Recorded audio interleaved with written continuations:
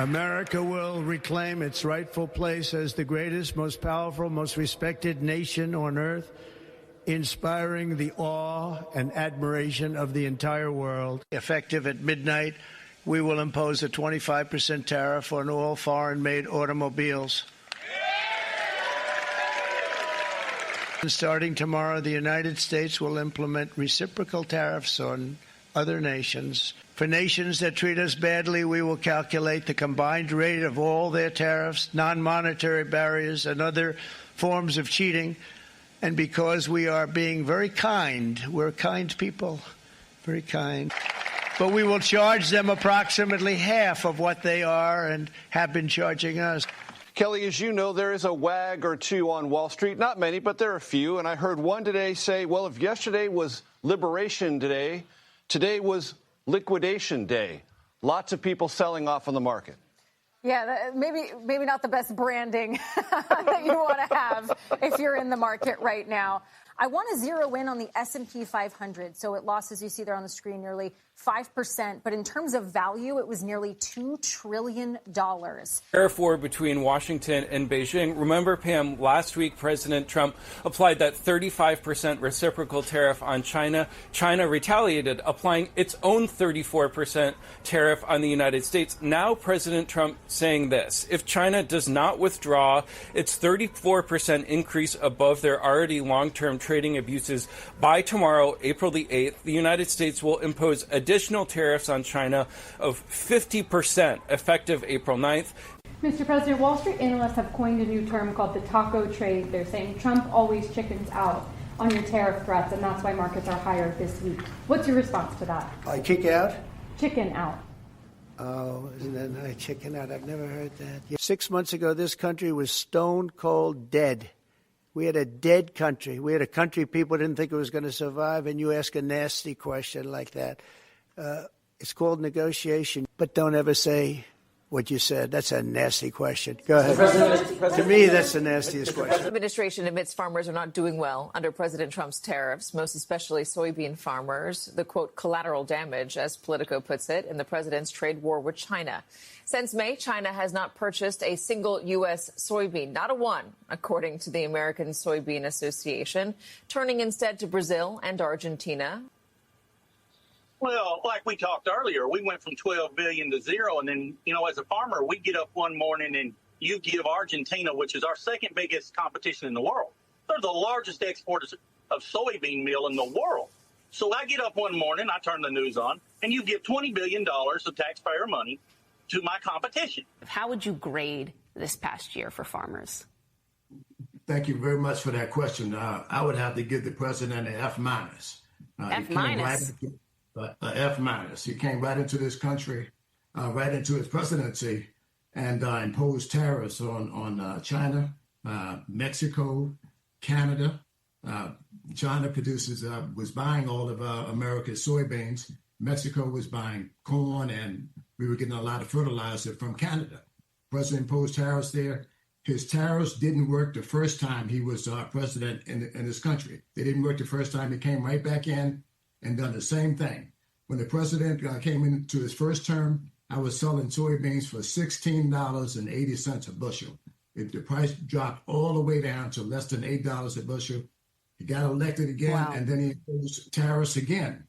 And I had to stop stop harvesting my soybeans for the first time in my 42-year career. I've been producing soybeans in America for 42 years. This is the first season I had to stop harvesting soybeans because the grain elevators were full because China was not buying any soybeans. My mortgage is due tomorrow, January 1st, my mortgage is due. I don't have enough money to pay that mortgage as I sit here and speak to you. And now this president announces $12 billion, but the farmers can't get the money until February. And I just explained to you that farmers' notes are due and between November and January. Mine is due in January. All of these things has happened on this president's watch. He keeps saying Joe Biden is the cause of this. This is not Biden's mess. This is President Trump's mess. He came right in here and done it. He needs to own up to it. The bailout that he's proposing, $12 billion, is a drop in the bucket for agriculture. People, it really is. He gave $40 billion to Argentina, where that money should have been coming to America's farmers if he wants to save farmers. He made a mistake by taking immigrants out of his country. They're doing a lot of work that many Americans do not want to do in this country. And he hurt agriculture, and he sold his base out, which is white farmers in this country, when he did that $40 billion bailout. And I've seen them all on your network telling you, and I've been out here 42 years. I've never seen. They're being squeezed in all the ways that you've described, and that's not even to mention the fact that the expiring health care subsidies are going to hurt many farmers as well. Tonight, the dramatic moment. Vice President Vance breaking a tie vote. The vice president votes in the affirmative. The bill as amended is passed. In a major win for President Trump, the Senate narrowly passing what he calls his big, beautiful bill, which extends the Trump tax cuts, increases border security, and eliminates taxes on tips and overtime. Responding to new criticism of the bill from Elon Musk, who says it's full of, quote, insane spending. The president posting, without subsidies, Elon would probably have to close up shop and head back home to South Africa. Doge is going to look at Musk, and if Doge looks at Musk, we're going to save a fortune. Now, the other big news today, Donald Trump's flagship spending bill has passed its final legislative hurdle, squeaking through the US House of Representatives after 2 days of high political drama. The yeas are 218, the nays are 214. The motion is adopted. Well, in the end, only 2 Republicans voted against, following massive efforts to bring holdouts on side. It means that Mr. Trump's deadline of Independence Day on the 4th of July tomorrow has been met. More fallout from the cuts by Elon Musk and his Doge team. President Trump got more than 70% of the vote in Wood County, West Virginia last November. But some people who find their federal jobs in limbo now say they regret supporting him. Randy Kay has more. This flag used to hang there. This was the flag Jennifer Piggott proudly hung outside her home during campaign 2024. We had the flag. I had the shirt. I was a MAGA junkie. A MAGA junkie who thought her government job would be safe with Donald Trump in office. She was wrong. I cried. It's scary, you know, it's a really scary thing. And I was embarrassed. He's a good boy. Piggott was abruptly fired last month from the Treasury Department's Bureau of Fiscal Service, based here in Parkersburg, West Virginia. The reason given for the firings of 125 probationary employees at the Bureau? Poor performance. I had my last review on the 31st of January, and I had the highest rating that you can get on a review, less than 21 days before I was terminated for my performance. You voted for Donald Trump. I did. Do you regret that vote? Yes, I do. To cut the knees out of the working class Americans just doesn't make sense to me. I expected more from President Donald Trump. Since speaking out, Piggott says she's received death threats and her home has been egged. This woman asked us not to show her face for fear of retribution. She recently retired from the Bureau of Fiscal Service because she was afraid of losing her health insurance if she was fired. She also voted for Trump. Would you still have supported him?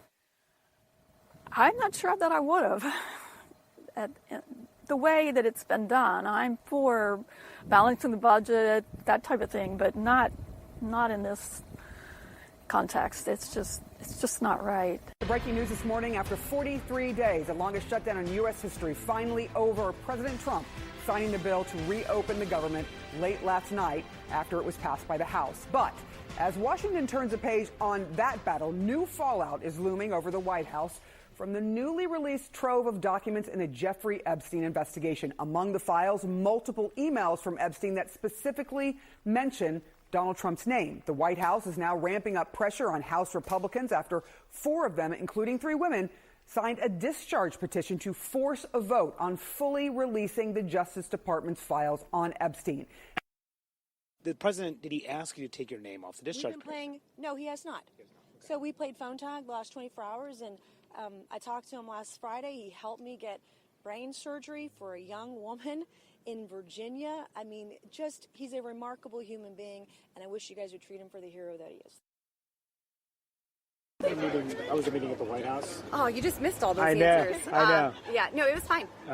Were they urging you to not take your name off the discharge petition? We were certainly talking about things, but we talked about a lot of other things as well. Certainly, we discussed other things with the Epstein files, whether it's the estate or what maybe could be released. The White House has released almost 30,000 documents just recently. We're still going through that kind of stuff. And, yeah. What was the message about Epstein that they've given out as much as they could? I think that everybody hears the message every single day. Okay. It's the same message that I've heard. And, I don't believe that anybody is misleading me by any means. We do have some major breaking news as we come on the air tonight because President Trump has now signed the Epstein files bill into law.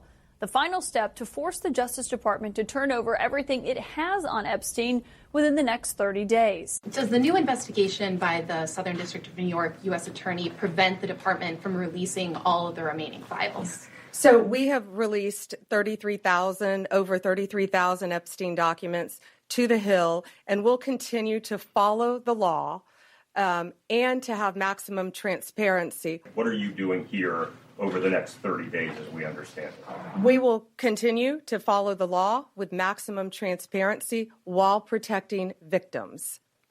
Yeah. When you say follow the law, Madam Attorney General, do you mean that you will provide all the files by 30 days? We will follow the law. The law passed both chambers last evening. It has not yet been signed, but we will continue to follow the law, again, while protecting victims, but also providing maximum transparency. It's really a Democrat hoax. It's a Democrat hoax. It's just a hoax. The whole Epstein thing is a Democrat hoax. I call it the Epstein hoax. I don't understand why the Jeffrey Epstein case would be of interest to anybody. It's pretty boring stuff. It's sordid, but it's boring. Epstein files released. Now, I had a little hesitancy on that word because it's only part. The DOJ releasing a mass dump of heavily redacted documents tonight. And I want to just emphasize that point. By heavily redacted, I mean a lot of pages that look like this and this and this and this and this. And that's all I was going to do to the printer to make the point. Okay, there's a lot more of them. We have teams across CNN going through what was released right now in terms of pages that are not quite as black as these. But the DOJ is admitting in a letter to Congress that the files are not complete, separate from the redactions themselves. And that lack of completion is a big problem because the deadline by law, thanks to Congress forcing Trump's hand on the Epstein files, is today. More than 3 million pages, 2,000 videos, and 180,000 images. CNN teams are carefully sifting through the largest, and what the Justice Department says is the last, batch of Jeffrey Epstein files. It's an enormous trove of documents, and it includes references to some of the richest and most powerful people on the planet. That includes the current president, a former president, cabinet secretaries, a former prime minister, billionaires, and the list goes on and on and on. The Justice Department says tonight that its job is done. If you had been at that press conference today at the Justice Department, what do you think you would have asked? I would have asked, then what's this? What is missing from this page? Because one of the things that he said was about the fact that there's no list of men, there's no treasure trove of men. Then what is this? What is missing here? This is not a survivor's name. There's no survivor's name that is this long. So what I'd like to ask any of them in the Department of Justice is, what is this? This is a victim statement. The only thing that was supposed to be redacted was her name. So this is clearly protecting someone, something. Because what would be in there would be theoretically, and what we've seen from other 302s is that's when they interview someone who has filed a complaint, and that's their account of what happened to them. Exactly. And so to stand on that podium and say, well, there's no names here, and to hear for months now, there's nothing in this, there's no reason, but then there should be no reason to have a black page. If there's nothing there, then what are you redacting? That's what I would have said to him. A US immigration officer has shot dead a woman in Minneapolis, sparking a row between the Trump administration and local officials over who is to blame. The Department of Homeland Security claimed the woman had tried to run over officers with her car and called it an act of terrorism. Minnesota's Governor Tim Walz labelled the claims as propaganda, but President Trump, who's ordered the immigration raids, accused the victim of viciously running over the agent. Here's our North America correspondent Neda Tawfik and a warning that her report has images which you may find distressing. Shame! Shame! Shame! Minneapolis is the latest U.S. city to erupt after the Trump administration launched what it called the largest immigration enforcement operation ever carried out. Protesters were already on edge as immigration officers flooded residential neighborhoods and business areas. Then on Wednesday, the crackdown turned deadly after an ICE agent shot and killed a 37-year-old woman. The incident was filmed by those on the scene. Here, ICE officers aggressively approach a maroon SUV blocking the residential street, ordering the woman inside to get out of her vehicle before trying to open the door. She tries to drive away, but another agent opens fire. 3 shots are heard, and the vehicle loses control and crashes. Witnesses react in shock and anger. Dude, you shot her! I'm trying to help! No! You know, they pulled the person out onto the snow. There was some difficulty getting the ambulance through due to the number of ICE vehicles. They took the person away and started pushing people off the sidewalks. The Homeland Security Secretary, an enthusiastic enforcer of the president's immigration raids, accused the woman of an act of domestic terrorism. What happened was our ICE officers were out in an enforcement action. They got stuck in the snow because of the adverse weather that is in Minneapolis. They were attempting to push out their vehicle, and a woman attacked them and those surrounding them and attempted to run them over and ram them with her vehicle. An officer of ours acted quickly and defensively shot to protect himself and the people around him. And we start with breaking news. U.S. media are reporting that one person has died after being shot by federal agents in Minneapolis. The Department of Homeland Security said the situation was evolving, but claimed that the man who was killed had a firearm and 2 magazines. The incident comes less than 3 weeks after the fatal shooting of Rene Good, which has already sparked protests across the city. Thousands of immigration and customs enforcement, or ICE, agents have since been deployed to the Democratic-led city as Republican President Donald Trump intensifies his nationwide campaign to deport immigrants. Tonight, massive protests in Minneapolis. Tens of thousands marching through the streets of downtown. People are out here taking to the streets, braving the bitter cold with a clear message. They don't approve of the ICE crackdown in their community. Students walking out of class, some businesses closing in solidarity, part of nationwide so-called ICE out protests. Our streets! A sea of protesters from Minneapolis to Los Angeles to San Francisco and New York City. With tensions soaring, tonight the Justice Department now launching a federal investigation into the killing of ICU nurse Alex Preddy. The Deputy Attorney General acknowledging that includes a civil rights investigation. We're looking at everything that would shed light on what happened that day and in the days and weeks leading up to what happened. We'll play it very quickly, and then I go back to D.C. and we put out fires all over the world. We did one yesterday. As you know, we stopped a war, but we stopped about 5 wars. So that's much more important than playing golf. As much as I like it, it's much more important. I've solved 6 wars in the last 6 months, a little more than 6 months now, and I'm very proud of it. I thought the easiest one would be this one. It's actually the most difficult. We had one war raging, as you know, for 37 years. One in the Congo with Rwanda was raging for 31 years. We solved 6 of them, made peace, not just solved them, we made peace. Likewise, in a period of just 7 months, I have ended 7 unendable wars. They said they were unendable. You're never going to get them solved. Some were going for 31 years, 2 of them, 31, think of it, 31 years. One was 36 years. One was 28 years. I ended 7 wars. And In all cases, they were raging with countless thousands of people being killed. This includes Cambodia and Thailand, Kosovo and Serbia, the Congo and Rwanda, a vicious, violent war that was, Pakistan and India, Israel and Iran, Egypt and Ethiopia, and Armenia and Azerbaijan. It included all of them.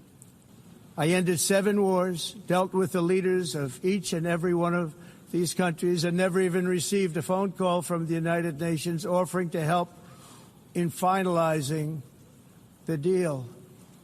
All I got from the United Nations was an escalator that on the way up stopped right in the middle. If the First Lady wasn't in great shape, she would have fallen. But she's in great shape. We're both in good shape. We both stood. And then a teleprompter that didn't work. These are the 2 things I got from the United Nations, a bad escalator and a bad teleprompter. Thank you very much. Everyone says that I should get the Nobel Peace Prize for each one of these achievements. But for me, the real prize will be the sons and daughters who live to grow up with their mothers and fathers, because millions of people are no longer being killed in endless and unglorious wars. But, I've solved 8 wars, and Thailand is starting to shape up. They started with Cambodia, they started up again. But I think, Marco, we have that in pretty good shape to have that stopped. So we stopped 8 wars, and I thought this would be in the middle of the pack, but maybe easy, but in the middle of the pack. But there's a lot of hatred between those 2 people, and when there's hatred, there's... But we stopped 1 war 38 years, 1 war 35 years, 1 war was going on for 32 years. And we stopped, think of it, we stopped a potential nuclear war between Pakistan and India. And the head of Pakistan, highly respected general, he's a field marshal, and also the Prime Minister of Pakistan said, President Trump saved 10 million lives, maybe more, by getting that war. 8 planes were shot down. That war was starting to rage. And he actually said the other day that President Trump saved 10 million lives, maybe more. So we solved all these wars. The only one I haven't solved yet is Russia-Ukraine. I'm not so interested in talking anymore. He talks, we have such nice conversations, such respectful and nice conversations, and then people die the following night with a missile going into a town and hitting, recently, I guess, the nursing home, but they hit other things. Whatever they hit, people die. It's well past time that President Trump was awarded the Nobel Peace Prize. Go ahead, in the yellow, please. Thank you, Mr. President. So the Nobel Peace Prize will be announced on Friday. You've been nominated by many world leaders. By many countries. By many countries, as well as the hostage families. Do you think you will win? I have no idea. Look, I did settle. Marco would tell you we settled 7 wars. We're close to settling an 8th. And I think we'll end up settling the Russia situation, which is horrible. 7,000 people died last week, by the way, in Russia, between Russia and Ukraine. I think we'll settle that. So I don't think anybody in history has settled that many, but perhaps they'll find a reason not to give it to me. You have time and again said that one should not underestimate Mr. Trump's negotiating ability. Do you personally believe that Mr. Trump deserves to win the Nobel Peace Prize tomorrow? Oh, well, I think that's probably a decision that comes from the Nobel Committee. And my take is that there are 2 key pieces that have to be solved in the big picture. One is in the Middle East, and we're seeing the results of that. And then the other one is between Russia and Ukraine. And once those are solved, I don't see any impediments to it. How do you rate your chances of winning the Nobel Peace Prize tomorrow, personally? Well, I don't know. Look, I made 7 deals, and now it's 8. But they'll have to do what they do. Whatever they do is fine. I know this. I didn't do it for that. I did it because I saved a lot of lives. You did, and President Obama got the Nobel Peace Prize for way less. Nothing. Exactly. Obama got a prize. He didn't even know what he got. He got elected, and they gave it to Obama for doing absolutely nothing but destroying our country. No, he was not a good president. The worst president was Sleepy Joe Biden. But Obama was not a good president. Are you going to do something with the They gave him a prize. How many months after he won the election, then they gave him the Peace Prize, right? It was right before he was elected. The Nobel Peace Prize for 2025 goes to a brave and committed champion of peace, to a woman who keeps the flame of democracy burning amidst a growing darkness. The Norwegian Nobel Committee has decided to award the Nobel Peace Prize for 2025 to Maria Corina Machado. She is receiving the Nobel Peace Prize for her tireless work promoting democratic rights for the people of Venezuela. The person who actually got the Nobel Prize called me and said, I'm accepting this in honor of you because you really deserved it. A very nice thing to do. I didn't say then give it to me though. I think she might have. She was very nice, and I've been helping her along the way. They need a lot of help in Venezuela. It's a basic disaster. So.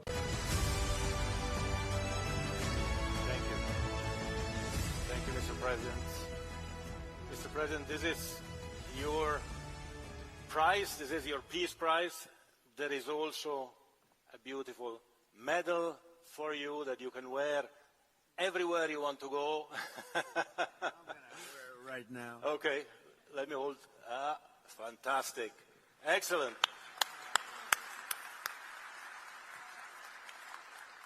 And you will receive also, of course, a certificate which reads out, and I would read it out with your permission, what are the reasons for you receiving this FIFA Peace Prize. Football unites the world. So the FIFA Peace Prize is presented annually on behalf of the billions of football-loving people from around the world to a distinguished individual who exemplifies an unwavering commitment to advancing peace and unity throughout the world through their notable leadership and action.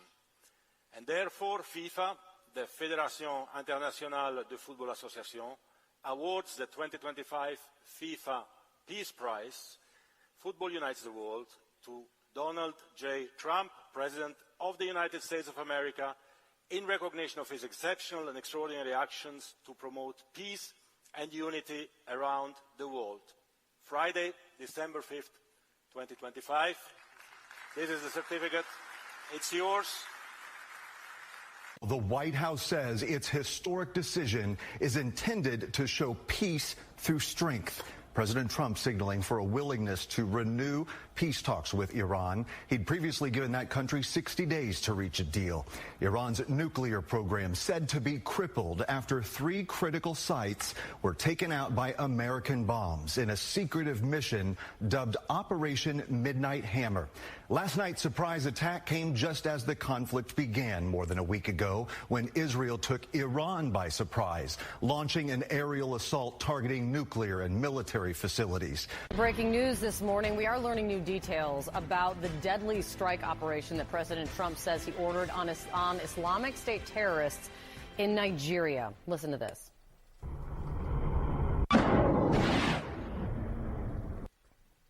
That, as you can see, released from the Department of Defense yesterday evening. The U.S. military reports multiple ISIS terrorists were killed in the attack, which the president first announced on social media. This comes after the president for months has warned that the United States could take military action in the African nation, claiming that ISIS had been targeting Christians in the region. The de paz de Venezuela es conectarse con los movimientos estudiantiles y los estudiantes de los Estados Unidos de Norteamérica y decirle, paren la guerra, no a la guerra. Venezuela quiere paz.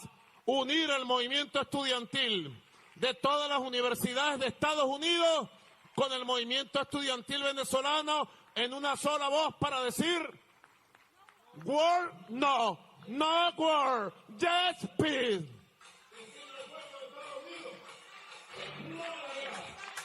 No queremos una guerra en el Caribe ni en Sudamérica. No. Not war. Yes, peace. No a la guerra loca.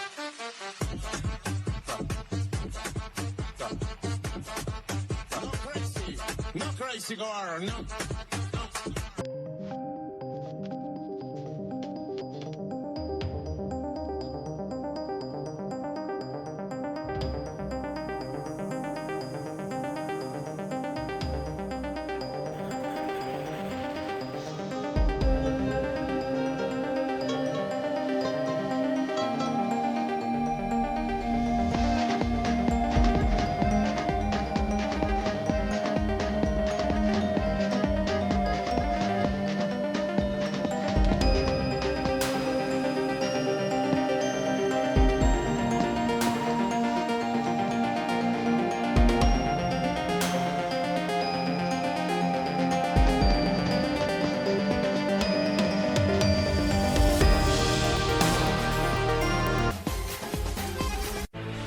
This is CNN Breaking News. Welcome to CNN. I'm Victor Blackwell in Atlanta. The breaking news this morning, President Trump says the U.S. carried out large-scale strikes on Venezuela overnight. He says its president, Nicolas Maduro, and his wife, Celia Flores, have been captured and flown out of the country. Attorney General Pam Bondi says both of them have been indicted and in a social media post says that they will, quote, soon face the full wrath of American justice. The Venezuelan vice president says that she has no idea where Maduro and the First Lady are.